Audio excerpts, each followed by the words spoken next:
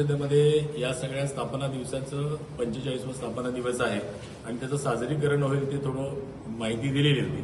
पण आज असं लक्षात आलं की महाराष्ट्रामध्ये मंडलची संख्या आहे ती साधारणतः 1150 आहे आणि आज 1150 मंडलवर 1150 ठिकाणी हा कार्यक्रम संपन्न झाला आणि माझा अंदाज आहे की 10 लाखापेक्षा जास्त कार्यकर्त्यांनी देवेंद्रजींचं संबोधन ऐकलं.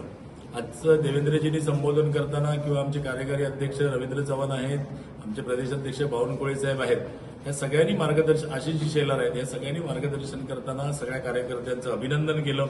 आणि जसं मी कालच्या पत्रकार परिषदेत म्हणालो होतो की 1,73,00,000 इतके मतदारांनी आपल्याला मतदान केलं आणि त्यातल्या 1.5 कोटी लोकांनी आमचं भारतीय जनता पार्टीचं सदस्यत्व स्वीकारलं. ही एक मोठी उपलब्धी आहे आणि त्यासाठी मेहनत केलेल्या सगळ्या कार्यकर्त्यांचं आमच्या सगळ्या नेत्यांनी अभिनंदन केलं आणि त्यांनी विधानसभेमध्ये केलेलं काम असेल, लोकसभेमध्ये केलेलं काम असेल, या सगळ्या कामातून आणि आताच्या सदस्य नोंदणी अभियानातून प्रेरणा घेऊन पुढील काळामध्ये ज्या कार्यकर्त्यांच्या निवडणुका आहेत, जिल्हा परिषद, पंचायत समिती असेल, नगरपालिका, महानगरपालिका, या सगळ्या निवडणुकी पण तितक्याच जोमाने काम करायचं आहे.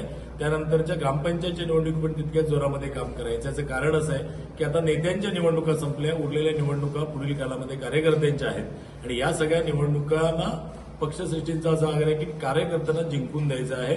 प्रत्येक ठिकाणी जिल्हा परिषदेचा अध्यक्ष भारतीय जनता पार्टीचा, महापौर भारतीय जनता पार्टीचा, नगराध्यक्ष भारतीय जनता पार्टीचा, अशा प्रकारचं 100% पंचायत टू पार्लमेंट अशा पद्धतीचं भारतीय जनता पार्टीचं नेटवर्क उभं राहावं. यासाठी कार्यकर्त्यांनी कामाला लागावं. कार्यकर्त्यांच्या ज्या काय अपेक्षा आहेत ते पक्ष म्हणून पूर्ण करण्यासाठी वरच्या आपली वरिष्ठ मंडळी तयार आहेत.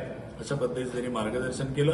आम्ही सुद्धा आज सिंधुदुर्ग जिल्ह्यामधल्या 14 मंडळामध्ये सुद्धा हा कार्यक्रम संपन्न केला.